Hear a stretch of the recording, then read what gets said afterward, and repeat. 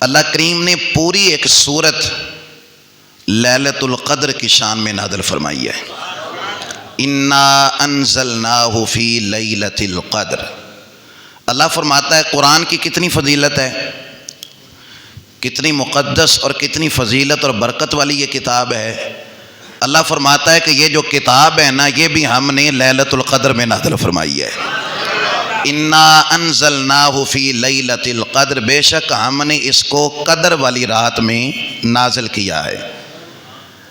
اب ایک چیز ہے کہ اس کی اگر اہمیت بتائی جائے نا تو سامنے والا کہتا ہے تمہیں کیا پتا اس کی کیا قدر ہے، اس کی کیا اہمیت ہے. لیلۃ القدر اتنی اہمیت والی، اتنی قدر والی، اتنی برکتوں والی رات ہے کہ اللہ کریم خود فرماتا ہے وما ادراک ما لیلۃ القدر، تم کیا جانو لیلۃ القدر کیا ہے، تم کیا جانو یہ رات کیسی قدر والی ہے. وما ادراک ما لیلۃ القدر، تمہیں کیا خبر، تمہیں کیا پتا، تمہیں ادراک ہی نہیں کہ یہ قدر والی رات کیا ہے. پھر خود ہی آگے بتایا کہ یہ کیا ہے، لیلۃ القدر خیر من الف شہر. اللہ فرماتا ہے یہ لیلۃ القدر 1000 مہینوں سے بھی بہتر ایک رات ہے. 1000 مہینوں سے، 1000 مہینے پتہ کتنے ہوتے ہیں؟ 83 سال اور 4 مہینے سے زیادہ. میں کیلکولیٹ کر کے آیا، 83 سال اور 4 مہینے سے زیادہ 1000 مہینے بنتے ہیں. 83 سال کیا مطلب؟ فرمایا جس نے اس ایک رات میں اللہ کی عبادت کر لی نا، وہ ایسے ہی ہے گویا اس نے 83 سال اللہ کی عبادت کی ہے. 83 سال، ہو سکتا ہے اتنی ہماری عمر بھی نہ ہو جتنا ایک رات کی عبادت ہمیں اتنے سالوں کی عبادت کا درجہ اور فضیلت عطا فرما رہی ہے. یہ رات ملنی کس کو ہے؟ جس نے اعتکاف کرنا ہے. جس نے، بولیے جس نے. اس لیے کہ نبی کریم علیہ الصلوۃ والسلام نے اپنی مبارک زندگی میں جب سے رمضان کا مہینہ تشریف لایا، 2 ہجری کے اندر روزے فرض ہوئے نا، تو 2 ہجری سے لے کر 11 ہجری تک، 11 ہجری کو حضور کا پھر وصال مبارک ہو گیا. نماز بھی تو فوراً فرض نہیں نہ ہوئی، اعلان نبوت کے فوراً بعد 10-12 سال کے بعد جا کر نماز فرض ہوئی. تو اسی طرح ماہ رمضان جو تھا یہ 2 ہجری میں فرض ہوا، روزے فرض ہوئے، اور 11 ہجری میں حضور کا وصال. اس دوران جتنے بھی ماہ رمضان تشریف لائے، نبی کریم علیہ السلام نے آخری عشرے کا اعتکاف نہیں چھوڑا. ایک دفعہ کوئی ایسا ضروری معاملہ بن گیا تھا کہ آپ کسی سفر پر تھے، لیکن اگلے سال پھر آپ نے 20 دنوں کا اعتکاف فرمایا. ساری آپ نے مبارک زندگی کے اندر جب سے ماہ رمضان تشریف لایا، آپ نے آخری عشرے کا ضرور اعتکاف کیا. پوچھا گیا حضور آپ یہ اعتکاف کیوں فرماتے ہیں آخری 10 دنوں کا، آخری عشرے کا؟ تو کریم محبوب نے فرمایا اس لیے کہ شب قدر انہی راتوں کے اندر پوشیدہ ہے. لیلۃ القدر وہ جو 1000 مہینوں سے بہتر ایک رات ہے نا، فرمایا وہ انہی 10 راتوں کے اندر، 10 دنوں کے اندر پوشیدہ ہے. اور کہاں کہاں ہے اس کے بارے میں واضح طور پہ کیوں نہیں بتایا گیا؟ ہم شاید 27ویں رات کو ہی سمجھ لیتے ہیں کہ لیلۃ القدر ہے، ایسا نہیں ہے. نبی کریم علیہ الصلوۃ والسلام ایک دفعہ باہر تشریف لائے، صحیح بخاری کے اندر یہ روایت ہے، اور بتانے آئے تھے کہ لیلۃ القدر کون سی رات ہے. ایک کنفرم رات بتانے کے لیے آئے تھے کہ وہ جو 1000 مہینوں سے بہتر ایک رات ہے وہ کون سی رات ہے. یہی بتانے کے لیے باہر تشریف لائے تو 2 مسلمان آپس میں جھگڑا کر رہے تھے، لڑ رہے تھے. نبی کریم علیہ الصلوۃ والسلام نے پھر بعد میں خطبہ ارشاد فرمایا میں تو بتانے آیا تھا کہ ان آخری 10 دنوں میں کون سی رات جو ہے وہ لیلۃ القدر ہے، مگر وہ فلاں 2 مسلمان آپس میں لڑ رہے تھے نا، ان کے جھگڑا کرنے کی وجہ سے اب کنفرم کون سی رات ہے اس کی تعیین کو اٹھا لیا گیا. اب اگر تمہیں یہ رات چاہیے ہو تو رمضان کے آخری عشرے کی طاق راتوں میں اسے تلاش کرو. رمضان کے آخری عشرے کی طاق راتوں میں. طاق رات کون سی ہے؟ یہ جو ابھی پہلی رات آج ہوگی، 21ویں رات، 23ویں رات، 25ویں رات، 27ویں رات یا 29ویں رات، یہ 5 طاق راتیں بنتی ہیں. فرمایا ان وچوں کسے ایک وچ لیلۃ القدر ہے. ان میں سے اچھا یہ بھی ہم پہ فضل ہی ہوا جو ایک تعین کو اٹھا لیا گیا نا، ایک رات کو کنفرم کر کے نہ بتایا گیا، اس میں ہمارا فائدہ ہو گیا۔ اگر بتا دیا جاتا کہ فلاں رات لیلۃ القدر ہے، اسا تو پھر سارا مہینہ بول کے اسے ایک رات نو پڑھ لینا سی نا، بھئی اسی ایک رات میں عبادت کر لیں۔ تو یہ ہم پہ فضل ہوا کہ ہم ان 5 طاق راتوں کو لیلۃ القدر سمجھ کر عبادت کریں، عبادت بھی زیادہ ہو جائے گی اور لیلۃ القدر کو بھی اللہ ہمیں عطا فرما دے گا۔ تو یہ فضل فرمایا ہمارے اوپر، فرمایا یہ جو رمضان کے آخری عشرے کا اعتکاف ہے نا، تو اعتکاف کرنے والے نے تو رہنا ہی مسجد میں ہے، تو اس کے لیے زیادہ چانسز ہیں کہ وہ رہا مسجد میں، اس نے نمازوں کا اہتمام بھی کیا۔ اور اعتکاف کا مطلب کیا ہوتا ہے؟ اعتکاف کا مطلب ہوتا ہے کسی جگہ جم کے بیٹھ جانا، جنہوں دھرنا سی کہنے ہیں، دھرنا دے دینا۔ اعتکاف کا معنی ہے دھرنا دے دینا، سارے لوگوں سے کٹ کر کے۔ دھرنے والے اپنا مطالبات منوا کے جاتے ہیں نا، زور زبردستی یا جس بھی انداز کے ساتھ، اللہ کی بارگاہ میں آ کر جب اللہ کے گھر میں 10 دنوں کا دھرنا دینا ہے نا، تو یہ محبت والا دھرنا ہے کہ ربا سارے نو چھڑ کے ہن میں تیرے گھر آ گیا، جدوں تک بخشش نہیں کریں گا تیرے گھر تو جانا ہی کوئی نہیں میں۔ یہ اس کا مطلب ہے اعتکاف۔ تو ادھر بھی آ کر لوگ پھر مسئلہ پوچھتے ہیں، حافظ جی موبائل رکھ لیے اعتکاف کی حالت میں؟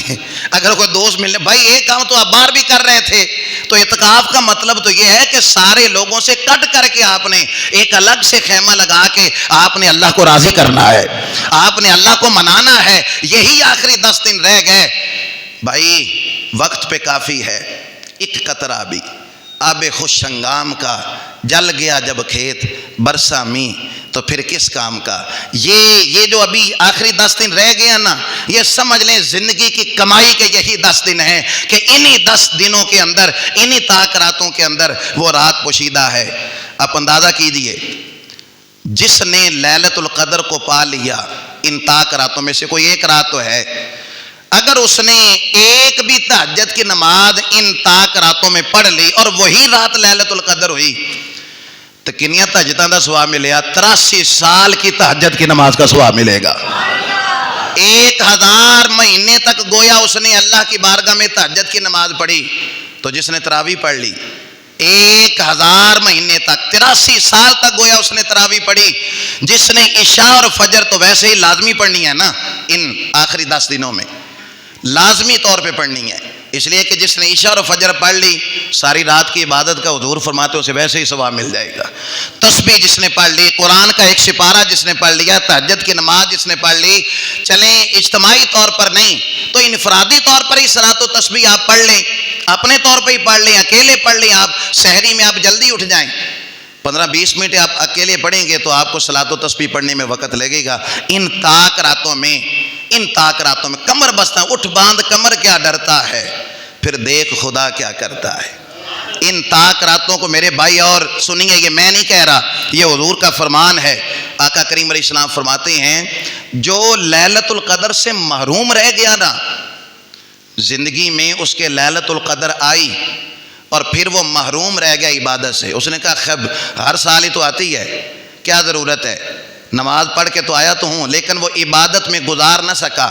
لیلۃ القدر میں جو عبادت سے محروم رہ گیا، فرمایا وہ ازل سے ہی محروم ہے، وہ ازل سے ہی بدبخت ہے، وہ حقیقتاً محروم ہے ہر نعمت سے، ہر بلائی سے، ہر خیر سے۔ کون؟ جو لیلۃ القدر سے محروم رہ گیا۔ اور ہم نے ترتیب بھی پھر ایسی بنائی ہے، بعض اوقات ایسا ہوتا ہے کہ شروع میں منزل زیادہ پڑھ لی جاتی ہے اور آخری دنوں کے اندر پھر پائیا آدھا کر کے پھر 27 کو جا کر قرآن پاک مکمل کیا جاتا ہے۔ تو ہماری تو ایک تو سپیڈ ایسا ہے پڑھنے کی، دوسرا پھر زیادہ پڑھتے تو زیادہ وقت لگ رہا تھا۔ پہلے دن 1.5 سپارہ پڑھا، پھر ہم سپارے کی روٹین پہ آ گئے اور 20 سپارے ہمارے الحمدللہ تراویح میں مکمل ہو چکے ہیں۔ ابھی ایک سپارہ 10 دن ہے نا، تو کوشش ہے کہ 29 کو کر لیں، وگرنہ چاند نظر آیا تو ایک سپارہ رہ جائے گا۔ تو آخری 2 دنوں میں تھوڑا تھوڑا زیادہ پڑھ کے 29ویں رات کو جو لیلۃ القدر جو طاق آخری رات ہوگی، اس رات میں انشاءاللہ ختم قرآن کریں گے، یعنی زیادہ سے زیادہ قرآن سننے کا موقع ملے گا، زیادہ سے زیادہ۔ تو یہ 10 دن کے لیے آپ بالخصوص اپنے آپ کو ہر مصروفیت سے، ہر مشغولیت سے ان کو سمجھ لیں کہ پتہ نہیں اگلی سال ماہ رمضان زندگی میں قسمت میں آئے نہ آئے، انہی 10 دنوں کو میں نے غنیمت سمجھ لینا ہے۔ تو اعتکاف کے لیے کوشش کریں کہ جب حضور نے ساری زندگی ترک نہیں کیا تو کم از کم زندگی میں ایک دفعہ تو اعتکاف کر لینا چاہیے. ایک کام نہیں جے مکنے دنیا دے. یہ جو کہتے ہیں نا کہ میں اگر بیٹھ جاؤں گا پھر کیا ہوگا, تو قبرستان میں کبھی آپ چکر لگائیں, کئی لوگ تھے جو کہتے تھے میں چلا جاؤں گا تو پیچھے والے کام کیا ہوں گے, ایک کام میں نہیں رکیا, اس لیے کہ یہ دنیا کی ترتیب ہے, کام نہیں رکا کرتے. تو کوشش کریں جتنی بھی آپ سمجھ لیں کہ اگر تھوڑا بہتا کرنے سے گنجائش نکل ہے, کوئی چھٹی لینے سے, کوئی بندہ رکھنے کے لیے, یعنی کام آپ کوئی کرتے ہیں وہاں کوئی آدمی لگا دیں, کوئی ایسی صورتحال بنائیں ایک دفعہ زندگی میں, اور ہو سکتا ہے یہی زندگی کا آخری سال ہو, ایک دفعہ ماہ رمضان کا اعتکاف ضرور کریں. اور اعتکاف کرنے کے لیے جو فضیلت نبی کریم علیہ السلام نے فرمایا جس نے اللہ کی رضا کے لیے ثواب کی نیت سے ماہ رمضان کے آخری عشرے کا اعتکاف کیا, اللہ اسے 2 حج اور 2 عمرے کا ثواب عطا فرماتا ہے. اس کے لیے 2 حج کا اور 2 عمرے کا ثواب ہے. کس کے لیے؟ جس نے ماہ رمضان کے آخری عشرے کا اعتکاف کیا. تو لیلۃ القدر کو پانے کے لیے, اس کو حاصل کرنے کے لیے نبی کریم علیہ الصلوۃ والسلام نے اپنی مبارک زندگی میں جو ہے وہ ہر دفعہ ماہ رمضان کا اعتکاف فرمایا. حضرت عائشہ صدیقہ رضی اللہ تعالیٰ عنہ, سنیے بڑی خوبصورت حدیث پاک. حضرت عائشہ صدیقہ فرماتی ہیں یا رسول اللہ اگر مجھے پتہ چل جائے کہ یہ جو رات ہے یہ لیلۃ القدر ہے, کئی لوگوں کو نشانیاں بتا دی جاتی ہیں, ان کو لیلۃ القدر کی علامات ظاہر ہوتی ہیں. مثال کے طور پر ایک نشانی یہ بتائے گی کہ جو لیلۃ القدر ہوتی ہے نا, آسمان کھلا ہوتا ہے اس رات, آسمان کھلا ہے, نہ بہت ہی گرمی ہوتی ہے نہ ہی بہت ہی سردی ہوتی ہے, معتدل درمیانہ موسم ہوتا ہے لیلۃ القدر کی رات. اور اس سے اگلے دن ابھی آپ دیکھیے گا تو سورج کے ساتھ آپ کو شعائیں نظر آئیں گی.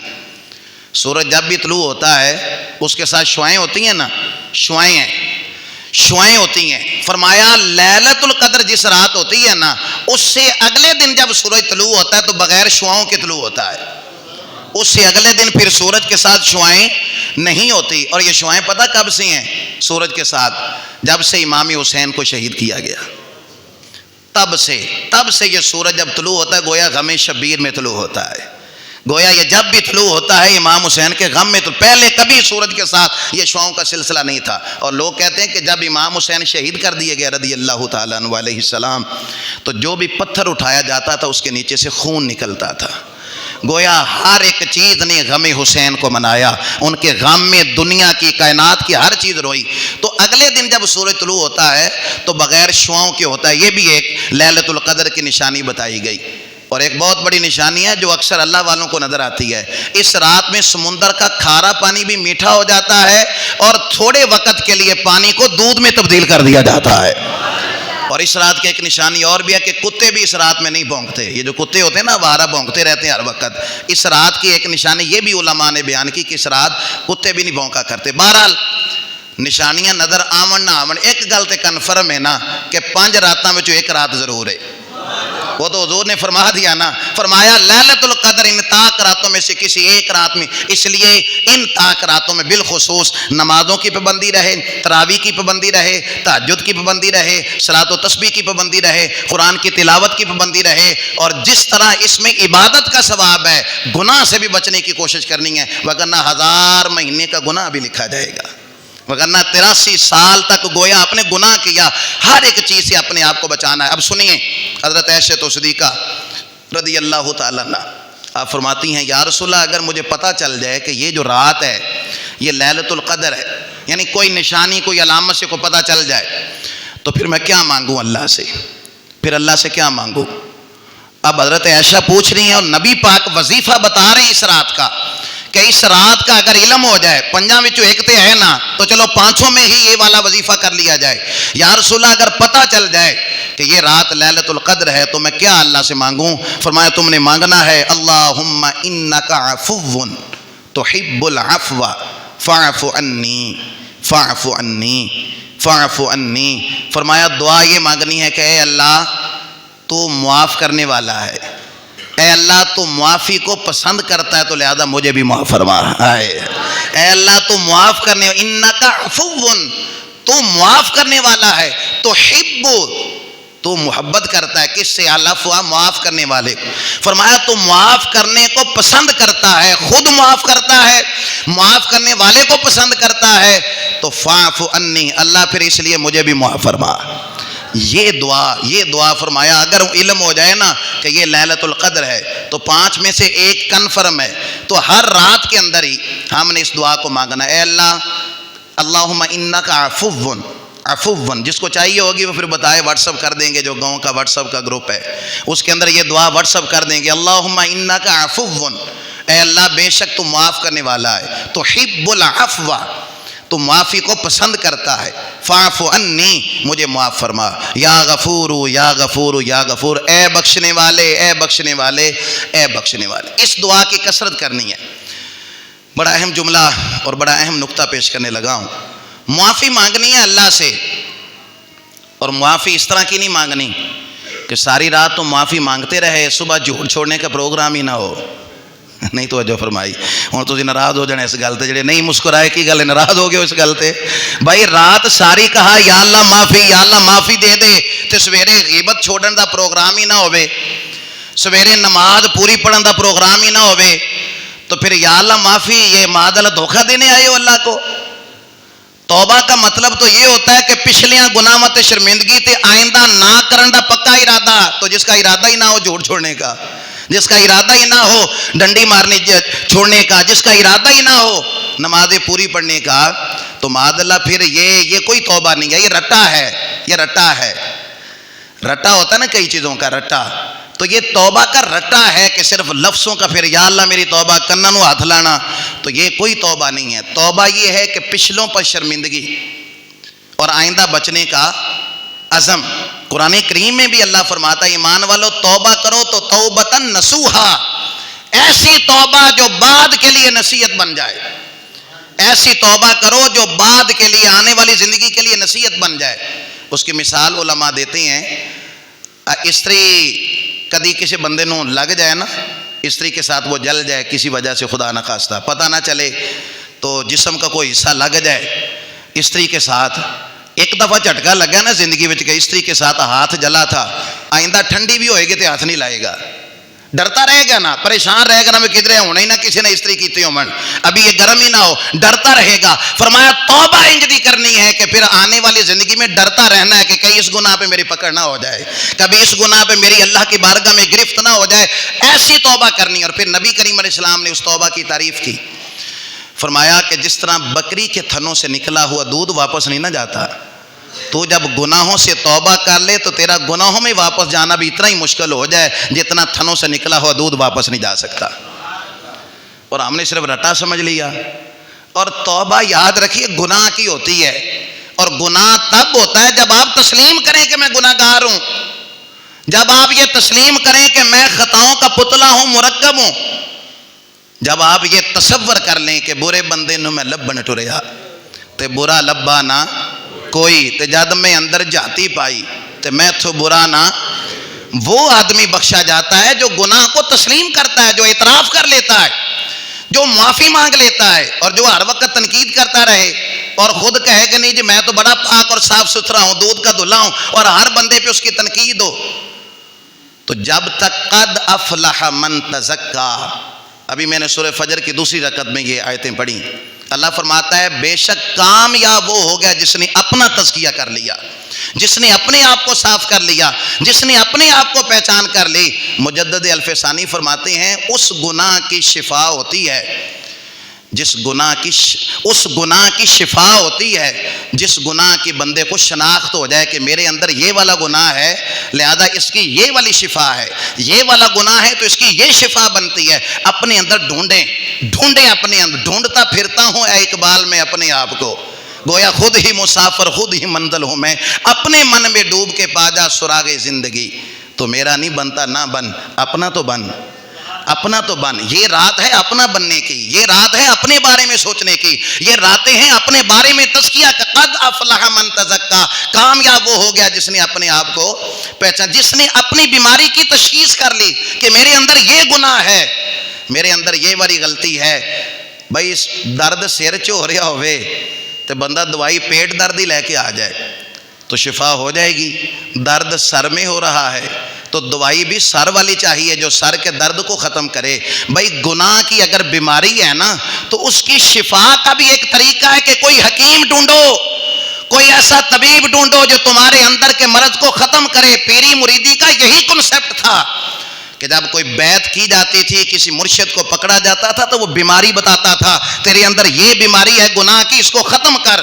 آج ہم نے اس کا کنسپٹ بدل دیا. ہم کہتے ہیں فلاں کے مرید ہو جائیں گے تو پیسے بہتے ہو جائیں گے. بس ہم نے یہ سمجھ لیا کہ بس مرید ہو جائیں گے نا پیسے آنا. یہ کنسپٹ نہیں ہے. آپ کوئی حکیم ڈھونڈیں. قد افلح من تزکا, کامیاب وہ ہو گیا جس نے اپنا تزکیہ کر لیا, جس نے اپنے آپ کو صاحب بلے شاہ آسمانی اڑدیاں پڑھنا ہے.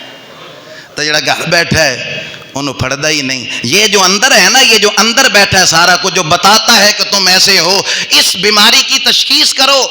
ایک صحابی حضور کی خدمت میں آتے ہیں. اب سنیے, انہوں نے اپنی بیماری بتائی تو حضور نے اس کا علاج کیا بتایا. یا رسول اللہ نماز میں دل ہی نہیں لگتا. بڑی خوبصورت بات, ساڈا بھی نہیں نا لگتا کئیاں دا, نماز میں دل نہیں لگتا. اب حضور فرماتے بھی 11 باری سورۃ فاتحہ پڑھ کے اپنے اوپر پھونک مارو. حضور یا تو یہ فرماتے ہیں نا بھی تیرا دل لگنا شروع ہو جائے گا, یا حضور فرماتے گھر سے پانی کی بوتل لے کے میں دم کر دیتا ہوں. نہیں, حضور نے فرمایا کیا کہا, یا رسول اللہ نماز میں دل نہیں لگتا. فرمایا اپنی نظر کو پاک کر لے. بولو تو صحیح یار. فرمایا اپنی نظر کو پاک کر لے. جس کی نظر پاک ہوتی ہے نا اس کا سجدے میں جانے کے بعد سر اٹھانے کو دل نہیں کرتا. اور جس کی نظر پاک ہوتی ہے نا وہ قرآن کھولتا ہے تو پھر بند کرنے کو دل نہیں کرتا. جس کی نظر پاک ہوتی ہے وہ ایک روزہ رکھتا ہے تو پھر اگلا چھڈن کو دل نہیں کرتا. جس کی نظر پاک ہوتی ہے نا, یاد رکھنا میرے بھائی, وہ پھر ذکر کرتا ہے تو کرتا ہی جاتا ہے. پھر جب وہ مسجد میں آتا ہے تو اس کا جانے کو دل نہیں کرتا. جس کی نظر پاک ہو. اب بیماری اس نے بتائی نا تو حضور نے پھر اس کا علاج بھی بتایا. یہ علاج ہم سب کے لیے ہے جو کہتا ہے کہ یار چند دن کے لیے ذوق شوق بنتا ہے کسی عبادت کا, پھر وہ ذوق شوق ختم ہو جاتا ہے. تو غور کرنا, تیری نظر پاک ہے, ہر اس حرام چیز سے بچ دیا جس سے اللہ رسول نے منع کیا. اگر نظر کو آوارہ کر دیا, اگر نظر کو تم نے آزاد چھوڑ دیا تو پھر یاد رکھنا نہ نماز میں سکون ہوگا, نہ قرآن کی تلاوت میں سکون ہوگا, نہ وعد و نصیحت آپ پہ اثر کرے گی. کب کرے گی؟ جب نظر پاک ہوگی. نظر پاک ہوگی تو دل پاک ہوگا, دل پاک ہوگا تو اللہ رسول کے جلوے بھی اس کے اندر ہوں گے. دل پاک ہوگا. اللہ اکبر کبیرہ. اللہ, کیونکہ یہاں رب رسول کے جلوے ہیں, رب رسول کے جلوے ہیں. وہ کیا کسی صوفی نے کہا تھا کہ غار ثور میں جانے سے پہلے جناب صدیق اکبر نے کہا تھا نا حضور 2 منٹ رکے جی میں ذرا صفائی کر لوں اندروں, اس لیے کہ وہ غار تھا, پتہ نہیں کیا کچھ اس کے اندر ہوگا. پھر وہ سانپ نے ایک بسیرا بھی لگایا تھا, جگہ جگہ پہ سوراخ تھے. حضرت صدیق اکبر اندر گئے, صفائی کی اور پھر کہا حضور آپ تشریف لائیے. تو صوفیہ کرام نے نقطہ دیا, انہاں آخیا بھی غار صاف ہوئے ہے تو پھر سونا اندر گیا ہے, آ دل بھی ایک غار ہے, انہوں صاف کر لے سونا آ جاوے گا اتنے نہیں آیا. یہ دل بھی تیرا ایک غار ہے, وہ غار صاف ہوا تو جناب نبی کریم علیہ السلام اندر تشریف لے گئے. دل بھی ایک غار ہے. اسی پر تو سارے صوفیہ کرام فقیر حضرات اس پہ مین اللہ ہو, یہ ہو کی ضرب یہاں پہ لگے, اللہ ہو الف اللہ تے چمبے دی بوٹی میرے مرشد من وچ لائی ہو. ذرا کدی دی تشریح چ جائیے نا, بہت سواد جے دے اندر. الف اللہ تے چمبے دی بوٹی میرے مرشد من وچ لائی ہو, نفی اسبات دا پانی ملیا, لا الہ الا اللہ, یہ نفی اسبات ہے, نفی اسبات دا پانی ملیا, پھر ہر رگے ہر جائی ہو ہے. تے اینڈ تے آندے نے میں قربان اونا تو باہو, میں قربان اپنے مرشد تو باہو جیسے بوٹی لائی ہو, جیسے بوٹی لائی ہو. تو میرے بھائی جب نظر پاک ہوتی ہے نا, نظر پاک ہوتی ہے تو پھر سجدے میں جائیں. تو پھر یہ کون لوگ تھے جو کہتے تھے کہ ساری ساری رات ہی عبادت میں گزر جاتی ہے؟ وہ کون تھے جو کہتے تھے ربا ایک رات کرنی ہے؟ حضرت زہرا کہتی تھیں تیری رات ختم ہو جاتی ہے. وہ کون لوگ تھے؟ وہ تھے جن کی نظریں پاک تھی. آج بھی لوگ کہتے ہیں کہ یار آپ لوگ کہتے ہیں حضور کا دیدار ہوتا ہے, فلاں بزرگ کو اتنی دفعہ ہوا, فلاں کو اتنی دفعہ, تو آڈے بچوں کیوں نہیں کسی نے ہویا؟ تو اس لیے ان کو ہوا کیونکہ ان کی نظریں پاک تھیں. تو جنہ نظرانہ ہر وقت گندی فلمیں ڈرامے دیکھے جائیں جن نظروں کے اندر حیا نہ ہو، کسی کی بہن بیٹی کے لیے کوئی حیا کا اس کے اندر عنصر موجود نہ ہو، پھر تم کہو رات سو جاؤں تو حضور کی زیارت ہو جائے، حضور کی زیارت نہیں ہو سکتی۔ کس کو ہوتی ہے؟ جس نے نظریں پاک کی تو پھر وہ گولڑا میں رہ کے کہتا ہے اس صورت نو میں جانا کہاں ہے۔ بھائی وہ ادھر ہی تھا، فرمایا نظریں پاک کر لو تو تمہیں کوئی محنت کرنے کی ضرورت نہیں، وہیں دیدار کرا دیں گے۔ دیکھیے چیز نا، صورت کو دیکھا تھا تو کہا تھا نا اس صورت نو میں، پھر آندہ میرے لیے شاید تیری تے جان نہیں نا، آندے نے پھر جان آکھاں کے جانے، پھر آندے نے سچ آکھاں تے رب دی میں شان، اے جس شان تو شانہ سب بڑیاں، جس شان تو شانہ۔ تو بیماری بتائی نا اس صحابی نے، یا رسول اللہ بیماری یہ ہے کہ نماز میں دل نہیں لگتا، تو دم کا مشورہ نہیں دیا۔ حضور نے فرمایا بس نظروں کو پاک کر لے، نظروں کو پاک کر لے، صاف ستھرا کر لے، نماز میں، سجدوں میں، قرآن کی تلاوت میں، ذکر اذکار کے اندر تیرا دل لگنا شروع ہو جائے گا۔ لا بھی ایس وظیفے تے اگر عمل ہو جائے نا، بیماری جدو پھڑ لینی ہے نا، بیماری آ میرے بچے، جب انسان یہ پہچان لیتا ہے نا کہ فلاں جگہ پہ میں بیٹھتا ہوں تو میرے گناہوں میں اضافہ ہوتا ہے، فلاں آدمی جو ہوتا ہے نا اس کے ساتھ جب میں ہوتا ہوں تو میرے گناہ زیادہ ہوتے ہیں، فلاں جگہ پہ جانے سے میرے گناہوں کے اندر اضافہ ہو جاتا ہے، تو اس جگہ سے پھر اپنے آپ کو بچانا ہے نا۔ اللہ کیا فرما رہا ہے؟ قد افلح من تزکا، کامیاب وہ ہو گیا جس نے اپنا تزکیہ کر لیا، جس نے اپنی پہچان کر لی، اپنے آپ کو ٹٹول لیا، جس نے اپنی چھان بین کر لی، جس نے اپنے آپ کو سنبھال لیا۔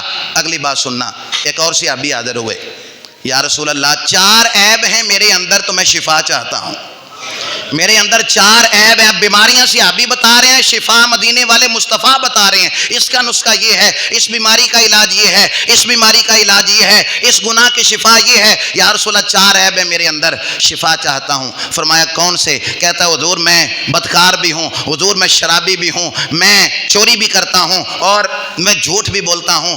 تو کریم محبوب نے ایک گناہ سے اس کو بچنے کا حکم دیا، ایک گناہ سے، فرمایا تو جھوٹ چھڑ دے۔ نہیں توجہ فرمائی آپ نے، فرمایا تو جھوٹ چھڑ دے۔ یا رسول اللہ باقی گناہ؟ فرمایا باقی اللہ کریم مہربانی فرمائے گا تو جھوٹ چھوڑ دے۔ سویرے چوری کرنے لگا تو پھر سوچنے لگ پہ آج صبح نبی پاک پوچھ لیا تو پھر جھوٹ تو بولنا نہیں توجہ فرما رہی نا آپ نے۔ شراب پینے لگا تو پھر یہی نسخہ سامنے آیا بھی اگر حضور نے پوچھ لیا تو پھر جھوٹ تو بولنا نہیں۔ اسی طرح ہر گناہ سے ایک جھوٹ اس نے چھوڑا، اللہ نے باقی 3 گناہوں سے بھی اسے محفوظ فرما دیا۔ بھائی آپ گناہوں کے مرض کی تشخیص کریں، میرے اندر ایسی کون سی بیماری ہے جو میرے من کو اجاڑ رہی ہے، ایسی کون سی بیماری ہے جو مجھے مسجد سے دور کر رہی ہے، ایسی کون سے میرے اندر گناہ ہے جس کی وجہ سے سجدوں کی لذت ختم ہو گئی۔ ایک اور صحابی حضور کی خدمت میں آتے ہیں، یا رسول اللہ دین والے پاسے میں جدو پیر اگاں چکنا نہ بھی ہوں میں آ کم شروع کرنا ہے، بس ہوں میں نمازی بن جانا ہے، بس ہوں میں نا تہجد نہیں چھڑنی آج تو بعد۔ حضور جدو پیر دین والے پاسے رکھنا تھے، ایک پیر میرا پیچھے جاندہ اگے نہیں جاندہ، حضور کیا کروں؟ فرمایا دنیا سے محبت کرنا چھوڑ دے، دنیا سے محبت کرنا، پیسے سے محبت کرنا، بنگلوں سے محبت کرنا، اس لیے کہ جب بندہ دنیا ہی سارا کچھ سمجھ لیتا ہے نا، دنیا ہی، تو پھر اس کا وہ تو سمجھتا ہے سارا کچھ یہی دنیا ہے۔ اور حضور نے تو فرما دیا یہ جو دنیا ہے نا یہ مومن کے لیے قید خانہ ہے۔ مومن کے لیے کیا ہے؟ تو قید خانے جو بندے خوش ہوندے ہیں، جیل خانے میں سونے دی بھی بن جائے تو قید خانے میں لوگ خوش ہے۔ فرمایا مسلمان کیوں پریشان ہے دنیا کے اندر؟ اس لیے کہ یہ جنت تو ہے نہیں ہماری۔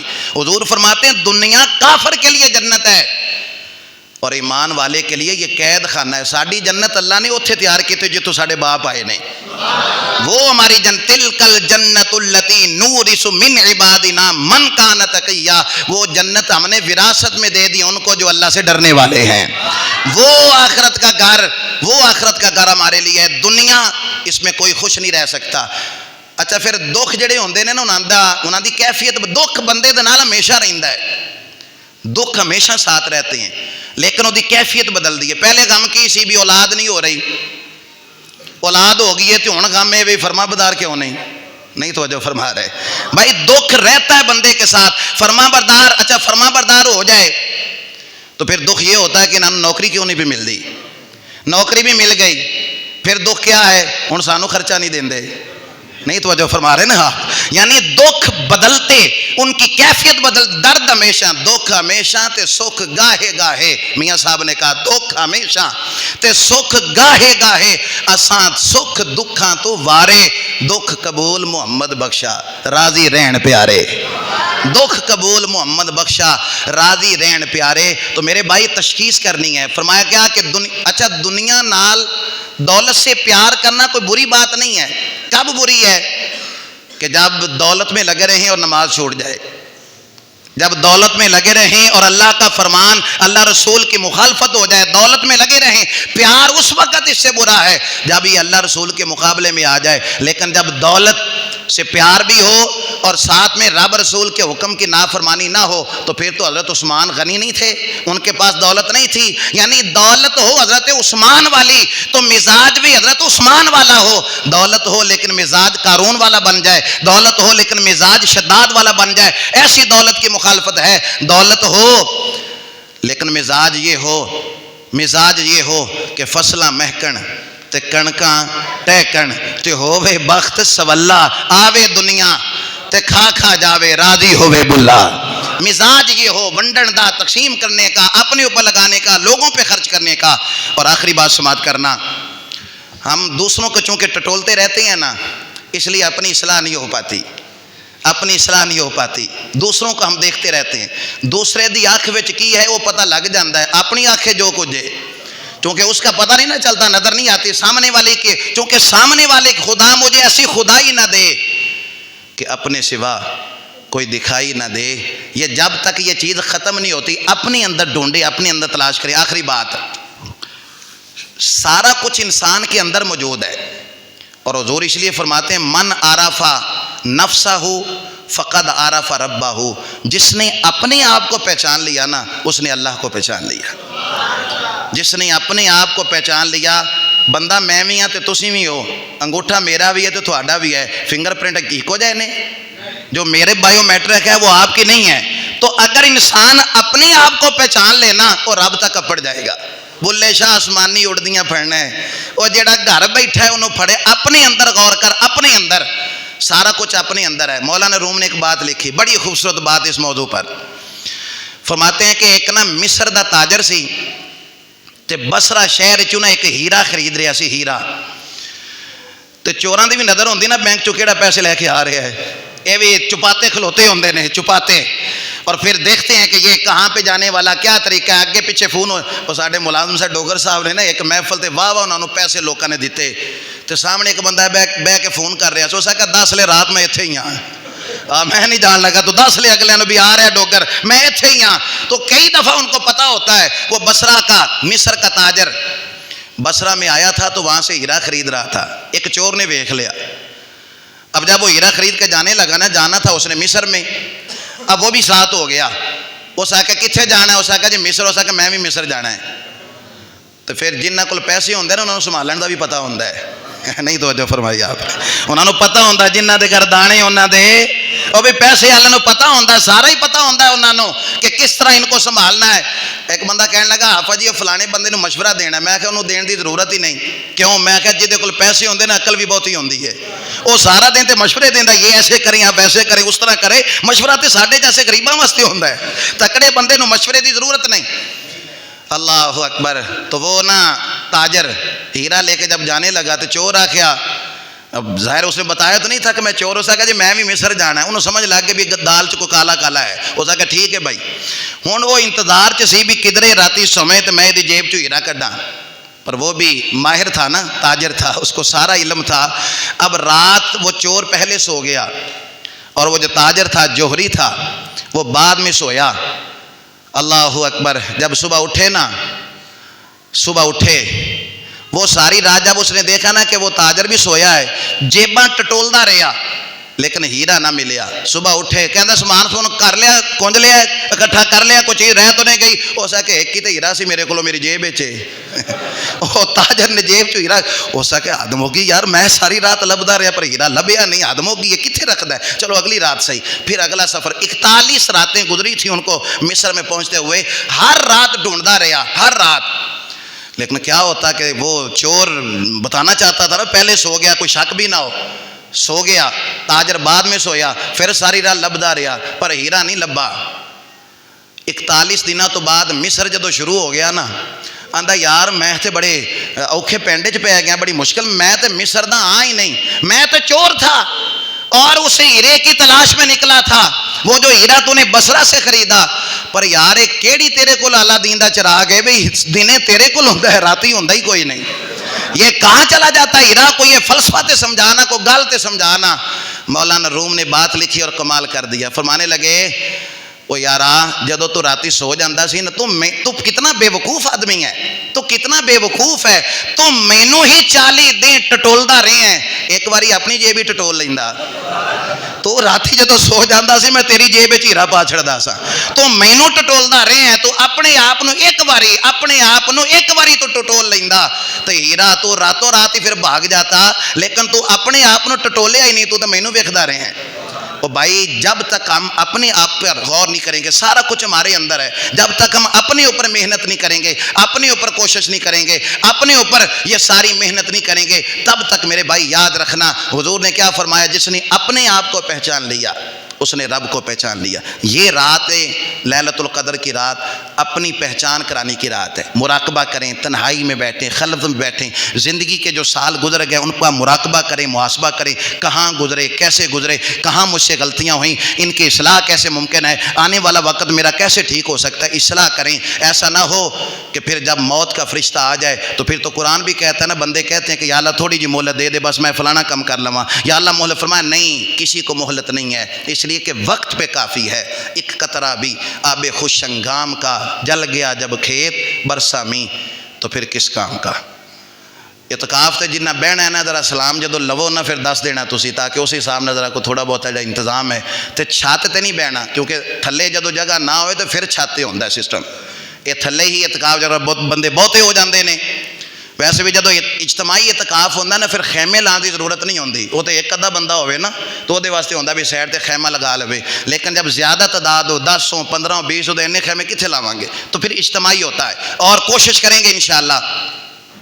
ویسے تو بہت زیادہ مصروفیت ہوتی ہے ماہ رمضان میں، لیکن کوشش کریں کہ نوجوان زیادہ تعداد میں بیٹھے، تو انشاءاللہ ایک نشست ان کے لیے وہ زور کے بعد رکھ لیں گے یا عصر کے بعد، آدھے گھنٹے کے، جس میں ان کو بنیادی فرائض علوم کہ جو ضروری ہیں ہمیں سیکھنا، وضو کا طریقہ، غسل کا طریقہ، جنازے کا طریقہ، کچھ مخصوص دعائیں، پاکی پلیتی کے مسائل، یہ جو چیزیں ہیں نا، انشاءاللہ میں کوشش کروں گا کہ یہ ایک تربیتی نشست بن جائے 10 دن کی، کہ جس میں یہ ضروری مسائل جو ہیں یہ بتائے جائیں، اور کوشش کریں کہ 15 سال سے کم عمر کا کوئی بچہ جو ہے وہ اعتکاف میں نہ ہو، پھر وہ دوسروں کی عبادت میں بھی خلل ہوتا ہے۔ تو کوشش کریں زیادہ سے زیادہ لوگ اعتکاف کے اندر بیٹھیں، تاکہ زیادہ سے زیادہ سیکھنے کا، عبادت کا اللہ کریم موقع عطا فرمائے۔ ہمیشہ مدحت خیر الانام میں گزرے، دعا ہے یہ عمر درود و سلام میں۔